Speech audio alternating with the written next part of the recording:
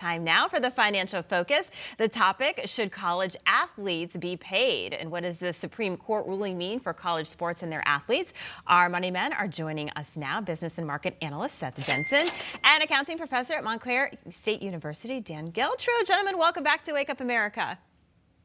Allison. All right. So, Seth, I want to start with you. The Supreme Court ruled against the NCAA opening the doors to increase compensation for student athletes. So how does this reshape college sports? Well, it'll be interesting to see how this plays out. This is one of those rulings that I both like and don't like at the same time. And I like where the courts are on this. I agree with them, specifically around things like paid internships, computers, things like that. Student athletes dedicate their entire lives a lot of times to these sports.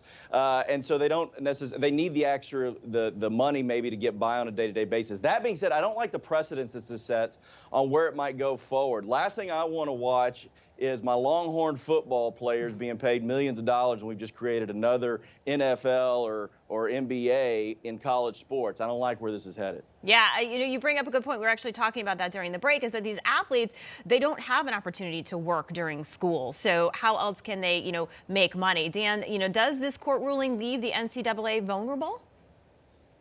I think that it does. I think the next step is going to be, and Judge Kavanaugh kind of set it up, is that there is going to be another case coming down the line for players to be compensated. Now, listen, I'm not in agreement with Seth on this. I feel that the players should be compensated. And the reason that I say that is, look how this thing is set up. The NCAA is a billion-dollar entity. And by the way, a nonprofit organization. You have their CEO, Mark Emmert. He makes $2.7 million a year. All the talent, all the money is coming from the players. Why should they be locked out of being compensated for their hard work and their talent?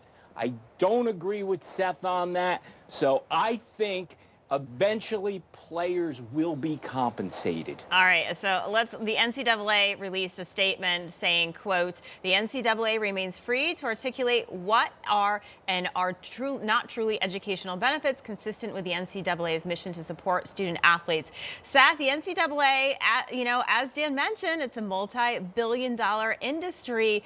So I want you to react to what Dan says, and then, how does this impact their future model for business?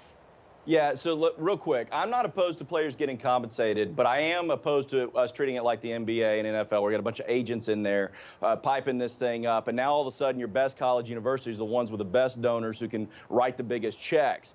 That's what I don't want to see happen here, even though I do agree with America's Accountant we should be paying some of these players for a standard wage of living and things like that. Where we go from here, listen, this is a symptom of a bigger problem. That's the overall cost of universities and the profit margin that's built in it. There are almost 500,000 student athletes. Less than 1% are actually going to go on to play professional sports. We need to address the rising cost of college. And here's just an idea. Every dollar that universities make off the likeness of these students, perhaps they should have to set aside 75 cents to reduce tuition for everybody else. I think that's a direction I'd be willing to go here. But nonetheless, this is going to move forward in the courts. Matter of fact, let's be clear. The NCAA is meeting later this month on a ruling that 6 states have already enacted that players can make money off their likeness. So this is a direction we're headed in college sports, and whether you like it or not, we're there. Yeah, Dan, Seth brought up a good point talking about tuition. You're a professor. Do you think that, tuition needs to be adjusted? Because I feel like every year you see, the tuition prices go up and up. I don't know how I'm going to pay for my kids' college. Tuition numbers are just outrageous, and that's why you have a lot of people that are now looking at the return on investment and saying, hey, is college even worth the cost of the education that you're getting? Can I be just as successful in life without having to make this huge financial investment that I may never get the appropriate return on? But listen, as far as the NCAA goes, let's keep in mind that many of these players, and where the money is in football and basketball.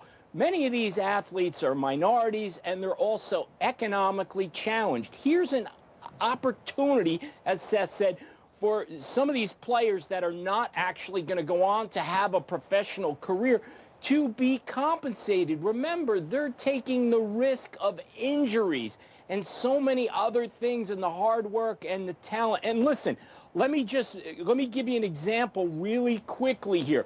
Let's say you had a non-athlete that was super talented and they got a job somewhere while they were a student, and they invented something in technology and was paid millions of dollars. How outraged would we be if we turned around and said, no, this person is a student, they shouldn't be compensated for their hard work and their talent. We wouldn't accept that. We shouldn't accept it for our athletes either. All right, so this question is for both of you if we have time. We'll go to Seth first. So the ruling did not address whether athletes can be paid directly or profit from endorsements. So if they do, how is this going to affect the future of the NCAA? Seth, we'll go to you first. Well, listen, again, I think we're going to start to see professional sports move down into the college ranks, and I don't like that. But to Dan's point, I don't like the fact that universities can make money off these students' likeness, but that they themselves can't. This is what the NCAA is going to make a ruling on. But Kavanaugh threw it out there that if this ends up in their hands, I think the Supreme Court's going to side on the side of the students. Dan? I think this is setting up for what I would like to see is dump the NCAA altogether. I think the way they've acted for years is a farce, this whole student-athlete concept. They don't care about that. They want to preserve their income stream. Players getting paid will interrupt that and will also shift the power in college sports away from the organization and to the athletes. I actually think that's how it should be. All right. Always great discussion. I love when you guys disagree on things. I think it's a great conversation. Seth Denson, Dan Geltrude, thank you so much for joining us. Have a great day. Thanks, Allison. Thanks, Allison. Hey, I'm Rob Finnerty. Thanks for watching. If you enjoyed this video, please join the conversation in the comments below. Don't forget to subscribe, too. Hit the bell icon to be alerted to breaking news. And remember, there's a whole lot more on Newsmax TV, America's fastest growing cable news network. Newsmax TV, we're real news for real people.